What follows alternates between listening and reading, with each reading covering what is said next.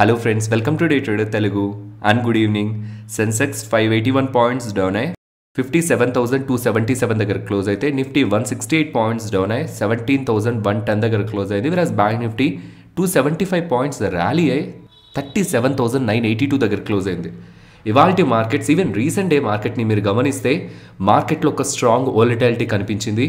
Opening దగ్గర నుంచి nearly 200 points దగ్గరగా ఫాల్ అయింది అండ్ అక్కడి నుంచి ఫామ్ అయిన లో దగ్గర నుంచి మోర్ దాన్ 300 పాయింట్స్ దగ్గరగా మార్కెట్లో ర్యాలీ కనిపించింది. ఈ మంత్లో మనకి మల్టిపుల్ రీజన్స్ మార్కెట్ రిలేటెడ్గా వోల్టాలిటీని క్రియేట్ చేశాయి. బట్ ఈవెన్ ఈ మల్టిపుల్ రీజన్స్ లేకపోయినా యూజువల్గా బడ్జెట్ వచ్చే ముందు అండ్ దట్ టు లాస్ట్ 2 వీక్స్లో మార్కెట్ చాలా వోల్టైల్గా మూవ్ అవుతుంది. ఇదే నేను మీకు ఈ మంత్ స్టార్టింగ్లోను and even multiple times news వీడియోస్లో న్యూట్రల్ స్ట్రాటజీస్ ఫాలో అవుతున్న వాళ్ళు కొంత కాషియస్గా ఉండమని సజెస్ట్ చేశాను. ఈవెన్ ఇప్పుడు కూడా చెప్తున్నాను. ఇంకా ఈ బడ్జెట్ మనకు కొద్ది రోజుల్లో ఉండబోతుంది కాబట్టి మార్కెట్లో కమింగ్ ట్రేడింగ్ సెషన్స్ కూడా హ్యూజ్ వోల్టాలిటీతోనే ఉండబోతున్నాయి. హవర్లీ టైం ఫ్రేమ్లో ఉన్న అప్ ట్రెండ్ మనకి బ్రేక్ అయిన తర్వాత కంటిన్యూస్గా హై మొమెంటంతో మార్కెట్ డౌన్ సైడ్కి ఫాలో అవుతూ వచ్చింది. అండ్ 25th ట్రేడింగ్ సెషన్లో మార్కెట్ డౌన్ సైడ్కి మూవ్ అయినా క్లోజింగ్ మనకి స్ట్రాంగ్గా బులిష్గా అయింది. సో దాంతో మార్కెట్స్ అన్ని రికవర్ అవుతున్నాయని ఒక పాజిటివ్ ఫీల్. కానీ 26th ఫెడ్ రిలేటెడ్గా మనకు అవుట్కమ్ ఉందనుకున్నాం కదా, ఫెడ్ వాళ్ళు అప్డేట్ అయితే చేశారు. ముందది మాట్లాడుకుందాం. ఎందుకంటే ఫెడ్ వాళ్ళు అప్డేట్ చేసిన తర్వాత యూఎస్ మార్కెట్స్ S&P 500 హైస్ నుంచి 3.2% ఫాల్ అయింది అండ్ ఈవెన్ నాస్డాక్ 2.3% దగ్గరగా ఫాల్ అయింది. ఫెడ్ వాళ్ళు అంత సర్ప్రైజింగ్గా ఏం మాట్లాడారు? యాక్చువల్గా ఫెడ్ వాళ్ళు ఇంట్రెస్ట్ రేట్స్ని వడ్డీ రేట్లని మార్చ్ నుంచి హైక్ చేస్తారని ప్రీవియస్గానే వాళ్ళు అప్డేట్ చేశారు. ఈవెన్ మార్కెట్ కూడా అది ఎస్టిమేట్ చేస్తూనే ఉంది. ఫస్ట్ రేట్ హైక్ 2022 మార్చ్లో వస్తుందని. అక్కడి వరకు బాగానే ఉంది. బట్ దాని తర్వాత ప్రెస్ కాన్ఫరెన్స్లో యూజువల్గా 25 బేసిస్ పాయింట్స్ మీన్స్ 0.25%తోనే రేట్ హైక్స్ని చేస్తుంటారు. 0.25% పెంచడం తగ్గించడం ఇలా చేస్తూ ఉంటారు. ఆ క్వాంటంతోనే చేస్తారా? 0.25 ఆర్ 25 బేసిస్ పాయింట్స్తోనే వడ్డీ రేట్లను పెంచుతారా? ఆర్ ఇంకేదైనా పెద్ద మొత్తంలో మీరు వడ్డీ రేట్లను పెంచే అవకాశం ఉందా అని అడిగితే కొన్ని స్టేట్మెంట్స్ని పాస్ చేస్తూ 0.5% వడ్డీ రేట్లను కూడా పెంచడానికి పాసిబిలిటీ ఉంది. అది మేము రూల్ అవుట్ చేయలేమనేలా ఇచ్చిన స్టేట్మెంట్ అనేది ఓవరాల్ ఈక్విటీ మార్కెట్స్ని నెగిటివ్గా ఇంపాక్ట్ చేసింది. సడన్గా యూఎస్ మార్కెట్స్ ఫాలో అయ్యాయి. దాంతో SGX నిఫ్టీ ఓవరాల్గా ఏషియన్ మార్కెట్స్ మీద కూడా అది నెగిటివ్ ఇంపాక్ట్ అయితే చూపించింది. బట్ స్టిల్ ఇక్కడ సర్ప్రైజ్ చేస్తున్నదంతా మార్కెట్ ఈవెన్ గ్లోబల్ మార్కెట్స్ అన్ని కొంత ఎక్కువగా డీప్గా ఫాలో అవుతున్నా ఇండియన్ ఈక్విటీ మార్కెట్స్ రెసిస్ట్ చేస్తున్నాయి. మీరు FIS ఒక ఇంటెన్సిటీని గమనించండి. వీళ్ళు ఒక్కసారని కాదు మల్టిపుల్ టైమ్స్ ఇండియన్ ఈక్విటీ మార్కెట్స్లో చాలా స్ట్రాంగ్గా సెల్ చేస్తున్నారు. DIS దగ్గర నుంచి మనకి బయింగ్ సపోర్ట్ కనిపిస్తున్నా FIS దగ్గర నుంచి ఇంత హ్యూజ్ పోర్షన్లో సెల్లింగ్ కనిపిస్తూ కూడా మార్కెట్ అంత ఎక్కువగా ఫాలో అవ్వట్లేదంటే చాలా తక్కువ ఫాలో అయినట్లు in terms of FIS selling చూస్తుంటే. బికాస్ ఈ జనవరి మంత్లోనే 26,400 crore దగ్గరగా వాళ్ళు సెల్ చేశారు అండ్ లాస్ట్ మంత్లో 35,000 crore దగ్గరగా అండ్ ప్రీవియస్ మంత్స్లో కన్సిక్యూటివ్గా లాస్ట్ 4-5 months నుంచి FIS Indian equity market side cell సైడే ఉంటున్నారు. అండ్ ఈవెన్ రీసెంట్ రిజల్ట్స్లో కొన్ని రిజల్ట్స్ బిలో ఎక్స్పెక్టేషన్స్ ఉంటున్నా majority of results like finance సెగ్మెంట్లో ఉంటున్న top numbers like ICICI bank, axis bank, even Bajaj finance వాళ్ళు మంచి నెంబర్స్నే పోస్ట్ చేశారు. రిలయన్స్ వాళ్ళు కూడా మంచి నెంబర్స్నే పోస్ట్ చేశారు. ఇలా ఇండెక్స్ ఒక లీడింగ్ హెవీ వెయిట్స్ అని మంచి నెంబర్స్ని స్టేబుల్గానే మెయింటైన్ చేశాయి. కాబట్టి ఆఫ్టర్ ఈ బడ్జెట్ ఈ మెయిన్ ఈవెంట్ కంప్లీట్ అయిన తర్వాత ఇఫ్ FIS మళ్ళీ వాళ్ళ మనీని ఇండియన్ ఈక్విటీ మార్కెట్స్లో పంప్ చేయడానికి ప్రయత్నిస్తే మాత్రం దెన్ అది మార్కెట్ని ఒక ఫ్రెష్ ఆల్ టైమ్ హైక్ అయితే తీసుకువెళ్తుంది. ఫర్దర్గా ఇక్కడ నుంచి FIS ఇండియన్ ఈక్విటీ మార్కెట్స్ రిలేటెడ్గా ఎటువంటి డైరెక్షన్ ఆర్ వ్యూ తీసుకుంటున్నారనేది చాలా ఇంపార్టెంట్ అవుతుంది. పర్సనలీ నేను ఇక్కడ నుంచి market top side 17,320 level above break అయి సస్టైన్ అయితేనే వెళ్తుందని నేను ఎక్స్పెక్ట్ చేస్తున్నాను. బికాస్ రీసెంట్గా మార్కెట్ ఫాల్ అయిన తర్వాత ఓ 500 పాయింట్ జోన్లో 2 days నుంచి మార్కెట్ కన్సాలిడేట్ అవుతుంది. ఇఫ్ ఇన్ కేస్ టాప్ సైడ్కి బ్రేక్ అవ్వాలనుకుంటే ప్రీవియస్గా ఏ హవర్లీ టైం ఫ్రేమ్లో అయితే ట్రెండ్ బ్రేక్ అయ్యి డౌన్ ట్రెండ్కి ఫాల్ అయింది అనుకున్నామో అలా చూసినా రీసెంట్గా ఫామ్ చేసిన హై నియర్ టు 17,322 దగ్గర ఉంది. సో ఈ lower highs lower lows pattern break అవ్వాలంటే రీసెంట్గా ఫామ్ చేసిన హైకి టాప్ సైడ్ వచ్చి మార్కెట్ క్లోజ్ అవ్వాలి. ఈ డౌన్ ట్రెండ్ అప్ ట్రెండ్గా మారిందని మనకు అర్థం కావడానికి నెక్స్ట్ TV18 బ్రాడ్కాస్ట్ అలాగే నెట్వర్క్ 18 గురించి మాట్లాడుకోవాలి. రీసెంట్ టైమ్స్లో చూస్తున్నాం కదా సోనీ వాళ్ళు అలాగే జీ ఎంటర్టైన్మెంట్ వాళ్ళు కలిసి ఇండియన్ మీడియా ఇండస్ట్రీలోనే ఒక బిగ్ జైంట్గా ఫామ్ అవ్వాలనుకున్నారు. దాంతో స్పోర్ట్స్ కానివ్వండి ఈవెన్ OTT ప్లాట్ఫామ్లో కూడా అమెజాన్ అండ్ నెట్ఫ్లిక్స్కి ఒక స్ట్రాంగ్ కాంపిటీషన్ ఇవ్వాలనుకున్నారు. సిమిలర్ వేలోనే రిలయన్స్ ఇండస్ట్రీకి సంబంధించిన వయోకామ్ నెట్వర్క్ 18 వాళ్ళు కూడా ప్రయత్నిస్తున్నారనేలా సోర్సెస్ దగ్గర నుంచి అప్డేట్ అంటూ ET Now వాళ్ళు ఒక అప్డేట్ని అయితే చేస్తున్నారు. ఇందులో భాగంగా రిలయన్స్ ఇండస్ట్రీస్ అండ్ ఇంకొంతమంది కలిసి వెల్ నోన్ నేమ్స్ వినిపిస్తున్నాయి. వీళ్ళు కలిసి నియర్ టు 12,000 crore దగ్గరగా ఈ వైకామ్ 18 లో ఇన్వెస్ట్మెంట్ చేయబోతున్నారని, దీంతో ఈ కంపెనీస్ ని ఇన్ టర్మ్స్ ఆఫ్ స్పోర్ట్స్ పరంగా, స్పోర్ట్స్ వ్యూవర్షిప్ పరంగా, ఈవెన్ ఓటీటీ ప్లాట్ఫామ్స్, ప్రెసెంట్ ఉన్న ఓటీటీ ప్లాట్ఫామ్స్ కి దీటుగా వీటి రిలేటెడ్ గా టెక్నాలజీ డెవలప్మెంట్ అండ్ దానికోసం కావాల్సిన ఫండ్స్ ని ప్రెసెంట్ వీళ్ళు క్రియేట్ చేయబోతున్నారని ఈటీనో వాళ్ళు రిపోర్ట్ చేసిన అప్డేట్స్. ఇలాంటి అప్డేట్స్ రావడంతో నెట్వర్క్ 18 కి సంబంధించిన స్టాక్ ఇవ్వాలి 5% అండ్ ఈ నెట్వర్క్ 18 గ్రూప్ కి సంబంధించిన టీవీ 18 బ్రాడ్కాస్ట్ షేర్స్ 20% దగ్గరగా అప్పర్ సర్క్యూట్ లో లాక్ అయ్యాయి. నెక్స్ట్ ఒక ఇంట్రెస్టింగ్ సినారియో స్టాక్ మార్కెట్ లో కనిపిస్తుంది. ఒక 1 year back near to 500 rupees దగ్గరగా ఉన్న షేర్ ప్రైస్ 10,000 వరకు ర్యాలీ అయిపోయింది.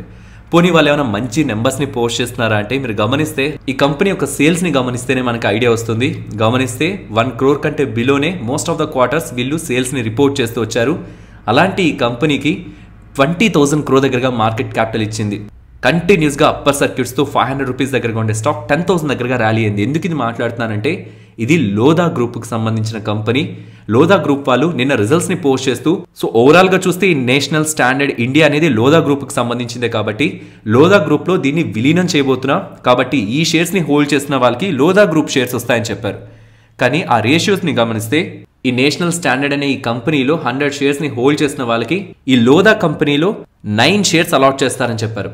సింపుల్ గా చెప్పాలంటే ఇందులో నియర్ టు 10.5 lakh దగ్గరగా వర్క్ చేసే షేర్స్ హోల్డ్ చేసిన వాళ్ళకి ఇక్కడ near to 12,000 rupees shares allot అవుతాయని చెప్పారు. 10.5 lakh దగ్గరగా వర్క్ చేసే షేర్స్ ఒక వాల్యూ 12,000 రూపీస్ అని చెప్పారు. సో కాబట్టి కంటిన్యూస్ గా అప్పర్ సర్క్యూట్స్ కి వెళ్తున్న ప్రతి స్టాక్ కూడా సూపర్ బిజినెస్ చేస్తున్నట్టు కాదు.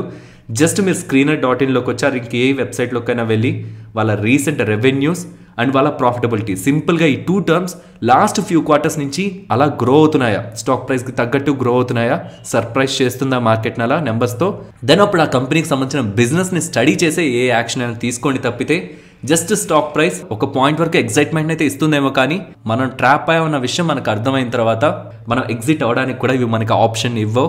నెక్స్ట్ ఇండియా మార్ట్ గురించి మాట్లాడుకోవాలి. 2019 జూన్ ఐ థింక్ వీళ్ళు ఐపీఓగా మార్కెట్ లోకి వచ్చారు. వీళ్ళు వచ్చిన ఐపీఓ ప్రైస్ 973 రూపీస్. అక్కడి నుంచి చూస్తే లెస్ దాన్ 2 years లో ఈ కంపెనీ 10 times దగ్గరగా స్టాక్ ప్రైస్ లో రిటర్న్ ని తీసుకొచ్చింది. 9,950 రూపీస్ వరకు ర్యాలీ అయింది. బట్ దాని తర్వాత నుంచి కంటిన్యూస్ గా ఫాలో అవుతూ ఆల్ టైమ్ హైస్ నుంచి మోర్ దాన్ 50% దగ్గరగా డిస్కౌంట్ లో ప్రెసెంట్ అవైలబిలిటీలో ఉంది. ఇందులో ఇన్వెస్ట్మెంట్ ని కంటిన్యూ చేయొచ్చా, ఎగ్జిట్ అవ్వాలనే క్వశ్చన్ అడుగుతున్నారు. ఫస్ట్ థింగ్, ఒక స్టాక్ ఫాలో అవుతుందంటే అలా ఫాలో అవడానికి ఫండమెంటల్ గా ఏదైనా రీజన్ ఉందని వెతికే ప్రయత్నం చేయాలి. ఇందాక మనం అనుకున్న వెబ్సైట్ లోకి రండి, మీకు ఇది చాలా చాలా ఇంట్రెస్టింగ్ గా ఉంటుంది. మీరు ప్రీవియస్గా ఉన్న వాళ్ళ రెవెన్యూస్ని కాకుండా వాళ్ళ మార్జిన్స్ని గమనించండి.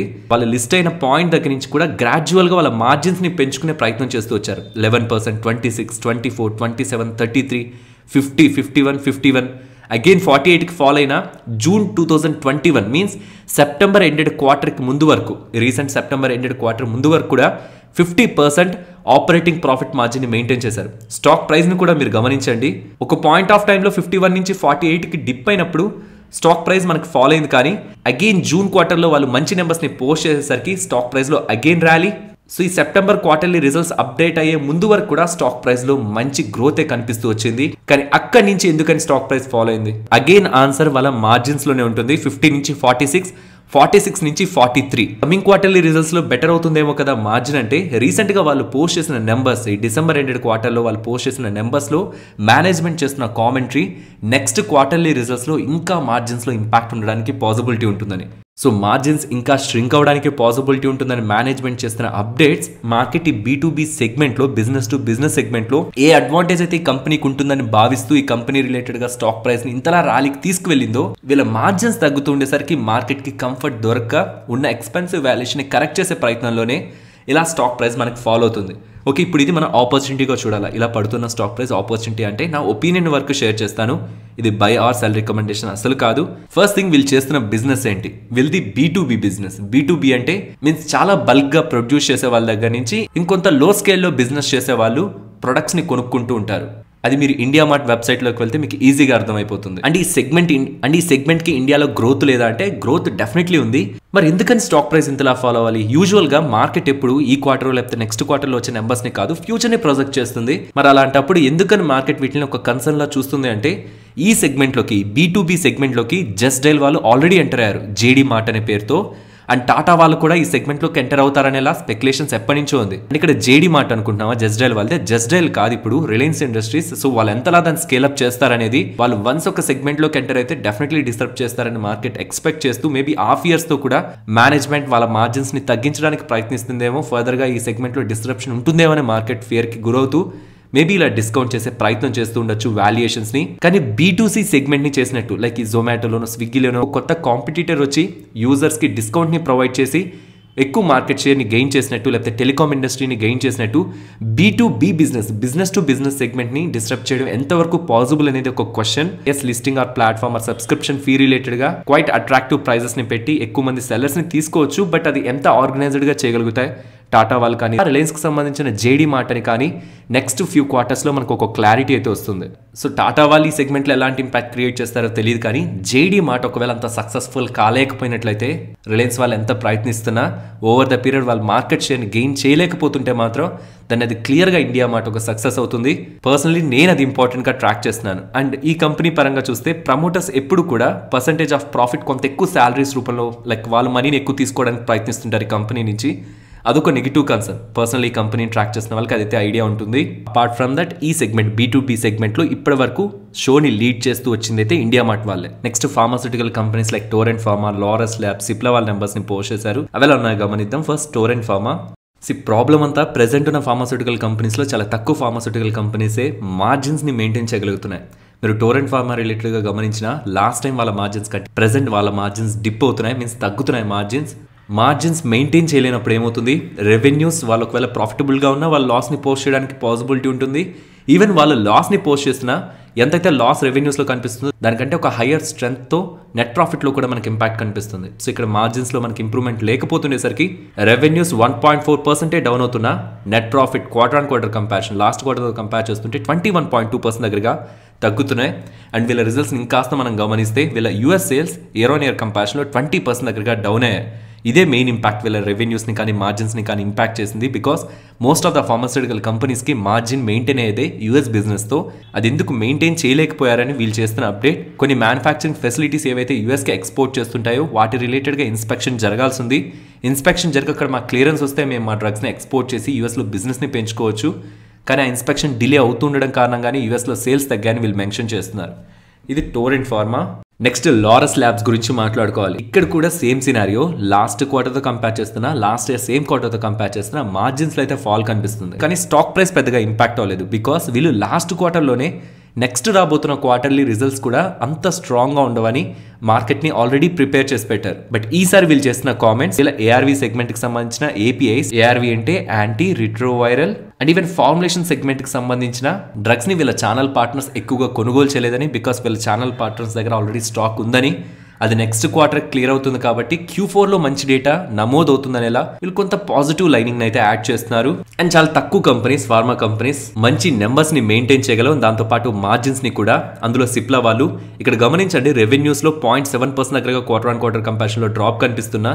లాస్ట్ క్వార్టర్ వీళ్ళు మెయింటైన్ చేసిన మార్జిన్ కంటే ఈసారి మార్జిన్ కొంత డిప్ అవుతుంది అనుకున్నారు, కానీ సేమ్ మార్జిన్స్ ని వీళ్ళు మెయింటైన్ చేయగలిగారు. అండ్ ఈవెన్ యూఎస్ సేల్స్ కూడా $150 మిలియన్ దగ్గరగా వీళ్ళు రిపోర్ట్ చేస్తూ ఇంకొచ్చే రిజల్ట్స్ లో కూడా $150 మిలియన్ కంటే ఇంకెక్కువ సేల్స్ ఉండడానికి పాసిబిలిటీ ఉంది. ఇది బేస్ లైన్ లో వీళ్ళ సేల్స్ అనేలా వీళ్ళు చెప్తూ ఉండడం కూడా సిప్లా రిలేటెడ్గా మనం పాజిటివ్గా చూడొచ్చు. నెక్స్ట్ బ్రైట్కామ్ గురించి మాట్లాడుకోవాలి. బ్రైట్కామ్ వాళ్ళు బోనస్ ని ప్రకటించారు 2:3 రేషియోలో. మీన్స్ ఈ కంపెనీలో ఎవరెవరైతే 3 షేర్స్ ని హోల్డ్ చేస్తుంటారో వాళ్ళకి 2 ఫ్రీ బోనస్ షేర్స్ వచ్చి యాడ్ అవుతాయనేలా కంపెనీ అప్డేట్ చేస్తుంది. కానీ ఫ్రీ షేర్స్ అంటే కంప్లీట్గా ఫ్రీ అని కాదు, అది వచ్చి మనకి యాడ్ అయిన తర్వాత స్టాక్ నెంబర్ పెరుగుతుంది కదా, దానికి తగ్గట్టు స్టాక్ ప్రైస్ కూడా అడ్జస్ట్ అవుతుంది ఎక్స్ డేట్ రోజు. బట్ ఈ బోనస్ అనగానే నెంబర్ ఆఫ్ స్టాక్స్ పెరుగుతాయి, స్టాక్ ప్రైస్ కొంతవరకు అడ్జస్ట్ అయ్యి డౌన్ సైడ్కి ఫాలో అవుతుంది. కాబట్టి ఓవరాల్ స్పెక్యులేషన్ పాజిటివ్గా ఉంటుంది, కానీ but with respect to our investment money అది పెద్ద చేంజ్ని అయితే తీసుకురాదు. అండ్ సపోర్ట్ అండ్ రెసిస్టెన్స్ని market gap up or gap down చూసుకొని రేపు టెలిగ్రామ్లో మీకు అప్డేట్ చేస్తాను. బికాస్ గ్యాప్ అప్ గ్యాప్ డౌనే 300 or 200 పాయింట్స్లో జరిగిపోతుంటే మనం 50-70 పాయింట్స్లో సపోర్ట్ అండ్ రెసిస్టెన్స్ తీసుకోవడం అంత కరెక్ట్ కాదు. కాబట్టి ఫైనలీ ఇది ఫ్రెండ్స్ మన వీడియో నచ్చిందా? నచ్చితే మన వీడియోని లైక్ చేయండి ఫ్రెండ్స్. అండ్ ఈ వీడియో మన వాళ్ళకి యూజ్ అవుతుంది అనుకుంటే తప్పకుండా షేర్ చేయండి. అండ్ మన ఛానల్ని సబ్స్క్రైబ్ చేయనట్లయితే ఛానల్లో ఉన్న కంటెంట్ని గమనించండి. ఇఫ్ ఆ కంటెంట్ మీకు యూజ్ అవుతుంది అనుకుంటే ఛానల్ని సబ్స్క్రైబ్ చేసి పక్కన ఉన్న బెల్ ఐకాన్ క్లిక్ చేయండి. మరొక ఇంట్రెస్టింగ్ వీడియోతో మళ్ళీ మీ ముందుకు వస్తాను. అంతవరకు టేక్ కేర్. జై హింద్.